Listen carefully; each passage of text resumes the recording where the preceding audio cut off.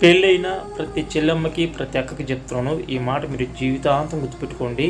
అమ్మా, ఎప్పుడైతే నీ మెడలో 3 ముళ్ళు పడ్డాయో, నీ పుట్టిన నుంచి కాస్త నువ్వు మెట్టింట్లోకి ఎప్పుడైతే అడుగు పెడతావో, నీకు ఏ అవసరం ఉన్నా, ఏ కష్టం ఉన్నా మొత్తం నీ మెట్టింట్లోనే చూసుకోవాలి. నీ కష్టాలు, నీ బాధలు నీ కడుపులో పెట్టుకొని ఎలా చేసుకోవాలని నువ్వు చేసుకోవాలి. కానీ ప్రతి దానికి కోపం పెట్టుకొని, గొడవ పెట్టుకొని, అరుచుకొని, తిట్టుకొని ప్రతి దానికి పుట్టింటికి వెళ్ళడం నీకు మంచిది కాదు, నీ పుట్టింటికి మంచిది కాదు. ముఖ్యంగా నేను కట్టుకుని నీ భర్త కూడా మంచిది కాదు. చాలామంది ఏంటంటే నెలల ప్రకారం పోయి పుట్టింట్లో పోయి కూర్చుంటారు. అసలు ఇది కరెక్ట్ కానే కాదమ్మా. నిజం చెప్తారు. నీకు పెళ్ళైన తర్వాత నీ సర్వం మొత్తం నీ అత్తగారికి ఏదున్నా నీ అత్తగారిని చూసుకోవాలా. ఇది చాలామంది తగ్గించుకుంటే మంచిది. ఎందుకంటే నువ్వు ప్రతి దానికి వెళ్తే అరే ఈ పిల్లకి సంసారం అనేది ఏం తెలియట్లేదురా, ఇప్పుడు చూసిన అమ్మగారింటి చేస్తూ ఉంటుంది, ఇంకా మొగుడితో ఎప్పుడు కాపురం చేస్తుందిరా, సంసారం ఎప్పుడు పెద్ద చేసుకుంటారా అని చెప్పి అనుకుంటారు. ఇవన్నిటికీ కారణాలు ఎవరు? మీరే కదా.